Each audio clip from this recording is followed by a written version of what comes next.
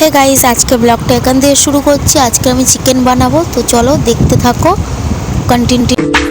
আমি চিকেনটাকে ম্যারিনেট করে রেখে দিয়েছি আধ ঘন্টার মতো। এর মধ্যে আদা রসুন বাটা এবং পেঁয়াজ বাটা আর লঙ্কার গুঁড়ো, হলুদ গুঁড়ো, নুন আর হচ্ছে যে তোমার চিকেন কারি মশলা দিয়ে তেল দিয়ে ভালো করে ম্যারিনেট করে রেখে দিয়েছি। আর একটু কাশ্মীরি রেড চিলি দিয়েছি, গুঁড়ো লঙ্কা। ঠিক আছে, তো চলো এবার শুরু করি। আর দেখো এইদিকে কড়াইতে তোমার হচ্ছে আলুটা ভাজতে বসিয়ে দিয়েছি। তো দেখতেই পাবে, এই দেখো আলুটা মোটামুটি ভাজা হয়ে এসছে। কারণ আমার আজকে একটু আমি ভিডিওটা লেট দিয়ে শুরু করেছি, কারণ আমার টাইম ছিল না, অনেক দেরি হয়ে গেছে আর সবাই খাবে বলে ওয়েট করে আছে। এই দেখো চিকেনটা, এই আলুটা দেখো লাল লাল করে ভাজা হয়ে গেছে। তো এবার আমি তুলে নেব, তো দেখতে থাকো পুরোটা। দেখো আমি আলুটা তুলে নিয়েছি, আর এই যেখানে গোটা মশলা নিয়ে নিয়েছি, এইটা হচ্ছে যে এলাচ, এটা গোটা গোটা কাঠ মশলা, এটা লবঙ্গ আর এটা তেজপাতা। তো চলো আমি এবার দিয়ে দেবো কড়াইতে। সেই আর আলাদা করে তেল নিয়ে নিই, আলু ভাজার তেলটা। আর এই দেখো আলুটা তুলে নিয়েছি। এবার আমি গোটা মশলাটা দিয়ে দেবো। তো চলো কড়াইতে দিয়ে দিলাম, তো দেখতে থাকো।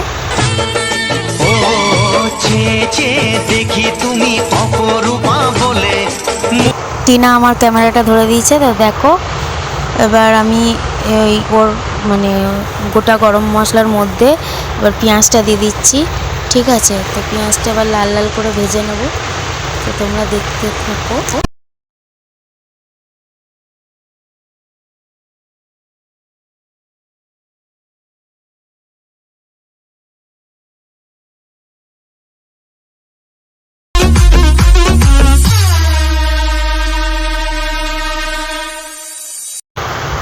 দেখো লাল লাল ভেজে নিয়েছি। তো এবার এর মধ্যে একটু নেড়ে চেড়ে এর মধ্যে আমি একটু রসুন বাটা, আদা বাটা আর পেঁয়াজ বাটা একটু দিয়ে দেবো। এই দেখো বাটির মধ্যে ছিল, দিয়ে দিলাম। দিয়ে এবার ভালো করে এটাকে নাড়বো।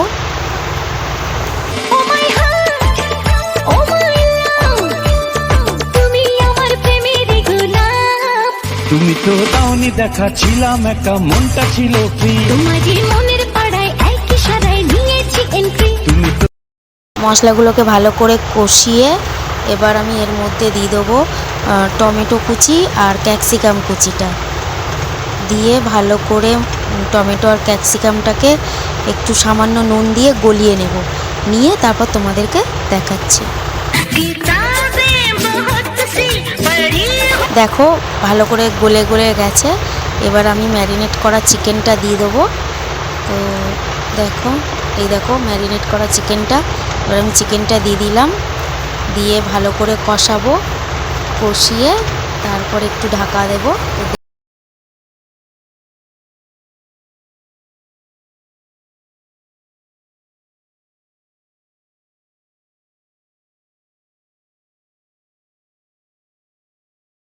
লেগেছিল, তো তাই জন্য মশলাটাকে ভালো করে করে দিলাম কুড়ে কুড়ে, কারণ এখন মশলাপাতির দাম তো জানোই তোমরা।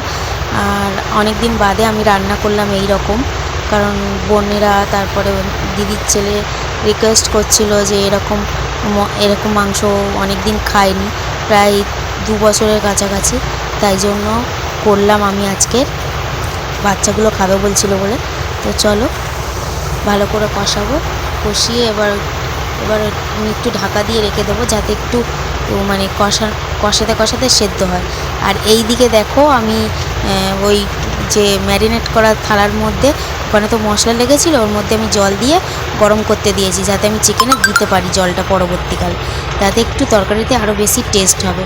এবার আলুগুলো আমি দিয়ে দেবো। চিকেনটা কষানো হয়ে গেছে, ভালো করে আলুগুলো দিয়ে ভালো করে আবার চিকেনটাকে কষিয়ে নেবো, নিয়ে ঢাকা দিয়ে দিয়ে। তো দেখতে থাকো।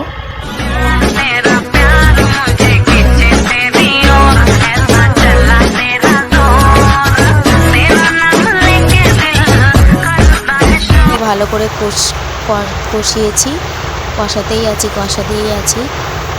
তো দেখো মাংসর তরকারি যত কষাবে তত বেশি বেশি টেস্ট হবে, বুঝলে তো। আর তত বেশি সেন্ট বেরাবে, স্মেলটা আরও বেশি ভালো করে বেরাবে, আর খেতেও টেস্টিফুল হবে। তো দেখো আমি কেমন করে কষাচ্ছি, অনেক 20-25 মিনিট ধরে কষিয়েছি। আর এইদিকে জলটা প্রায় ফুটে এসছে। তো এরকম কষিয়ে কষিয়ে তো এবার দেখো আমি জলটা দেব। তো জলটা এবার আমি এটা বন্ধ করে দেবো। তো বন্ধ করে দিলাম, দিয়ে এবার আমি তোমার জলটা নিয়ে এবার তরকারির মধ্যে দেব। তো দেখতে থাকো, ঠিক আছে।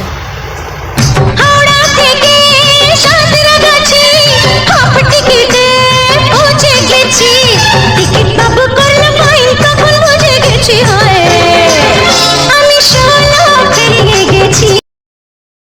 হাওড়া থেকে সাঁতরাগাছি হাফ টিকিটে। তো অবশেষে কষার কমপ্লিট, জল দেওয়ার সময় চলে এসেছে। তো জলটা দিয়ে দিলাম। বাচ্চাগুলো অনেকক্ষণ দিয়ে ওয়েট করে আছে, চিৎকার করছে খেতে দে করে। তো দিয়েই দিলাম। এবার ফুটে উঠবে, উঠলে আমার রান্না মোটামুটি কমপ্লিট হবে। তো দেখো ভালো করে নেড়ে চেড়ে দিলাম। তো একটু ঢাকা দিয়ে রেখে দেবো যাতে তাড়াতাড়ি হয়ে যায়। দেখো কত সুন্দর ফুটে উঠেছে, ঢাকাটা আমি সরিয়ে দিয়েছি। তো দেখো কালারটা কত সুন্দর এসছে। আর হয়ে এবার এটা দিয়ে নামিয়ে নেবো। তো দেখতে দেখো আলুটা দেখো, আমি তোমাদেরকে দেখাচ্ছি। এই দেখো আলুটা এই রকম সিদ্ধ হয়ে গেছে, কত সুন্দর। বোনেদেরকে একটু টেস্ট করার জন্য দিলাম। বোন দিদির ছেলে অনেকক্ষণ দিয়ে খিদে পেয়েছে, তো সকাল দিয়ে কিছু খায়নি আর 1টা বেজে গেছে। তো তাই জন্য ওদেরকে একটু টেস্ট করার জন্য দিলাম। তারা একটু খেয়ে দেখুক। keep praying all day.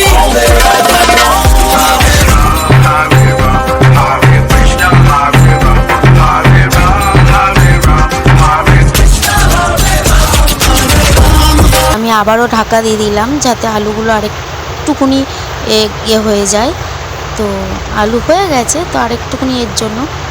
তো দেখো এবার গরম মশলাটা আমি দিয়ে দেবো। তো দিয়ে দিলাম, দিয়ে ভালো করে নেড়ে চেড়ে করবো চারিদিকে ছড়ানোর পর। এবারে তোমার খুন্তিটা দিয়ে ভালো করে চারিদিকটা মশলাটা করে নেড়ে দিতে হবে। हवा की झोंके आज मौसम से रूठ गए, गुलों की शोखियाँ जो भर दे आके रूठ गए। দেখো ভালো করে নাড়াচাড়া হয়ে গেছে। এবার আমি তোমার গ্যাসটাকে বন্ধ করে দেবো, কারণ বেশি ঝোল মারলে আর কাউকে দিতে পারবো না। তো বন্ধ করে দিলাম। এই দেখো তরকারিটা আমি একটা এর জায়গার মধ্যে ঢেলে নিয়েছি, এই রকম দেখতে হয়েছে। তো দেখো সবাই ভাত টাত বেড়ে নিয়ে চলে এসেছি। আর এই দেখো সবার পাতে আমি তরকারিটা দিয়ে দেবো, দিয়ে তারপর দেখাচ্ছি। বৈশাখেতে প্রথম দেখা। সবাইকে মোটামুটি দিয়ে দিয়েছি। দেখো দেখো সবাইকে দিয়ে দেওয়া হয়ে গেছে। এবার তোমাদেরকে দেখাই, এই দেখো এটা আমার থালা।